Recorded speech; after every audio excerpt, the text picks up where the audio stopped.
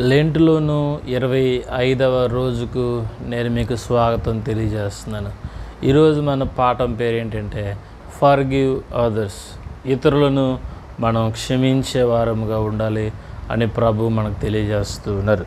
దేవుని వాక్యాన్ని చూద్దాం. మత్తయి సువార్త 6వ అధ్యాయము 14-15 వచనాలు మనం ఒకసారి చదువుదాం. అక్కడ ఈ విధంగా రాయబడి ఉన్నది, మనుషులు మన అపరాధములను మీరు క్షమించిన యెడల మీ పరలోకపు తండ్రి మీ అపరాధములను క్షమించును. మీరు మనుషుల అపరాధములను క్షమింపకపోయిన యెడల మీ తండ్రియు మీ అపరాధములను క్షమించుడు. Forgive as God has forgiven you. దేవుని వలె నువ్వు క్షమించడం నేర్చుకుంటే దేవుడు నిన్ను క్షమిస్తారు. మనుషులు ఏం చేస్తున్నారంటే, ఈరోజు నువ్వు మంచి విశ్వాసులు కావచ్చు, క్రమం తప్పకుండా ఈ లెంటిలో నువ్వెంతో నమ్మకాన్ని విశ్వాసాన్ని నువ్వు కనపరిచి ఉండొచ్చు, కానీ నీకు క్షమించే మనసు లేకపోతే దేవుడు నిన్ను క్షమించలేరు. మనుషులు ఒకరిని ఒకరు ఏం చేయాలి అని అంటే క్షమించుకోవాలి. నేటి కాలంలో మనం చూస్తున్నాం, క్షమించుకోవడం కంటే ఎక్కువగా ఒకరిని ఒకరు దెప్పి పొడుచుకుంటున్నారు.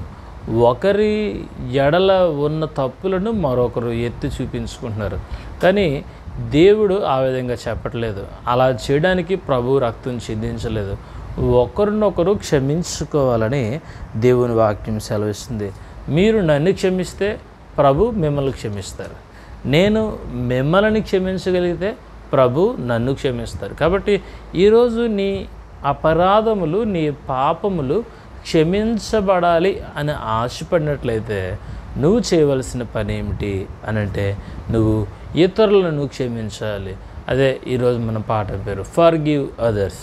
నువ్వు ఎవరినైతే క్షమించలేకుండా ఉన్నావో వారిని క్షమించగలిగినప్పుడు నీ జీవితంలో దేవుని యొక్క క్షమాపణను పొందుకుంటావు.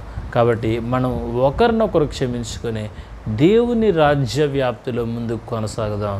అలాంటి స్థితి ప్రభు మీకు అనుగ్రహించును గాక. God bless you.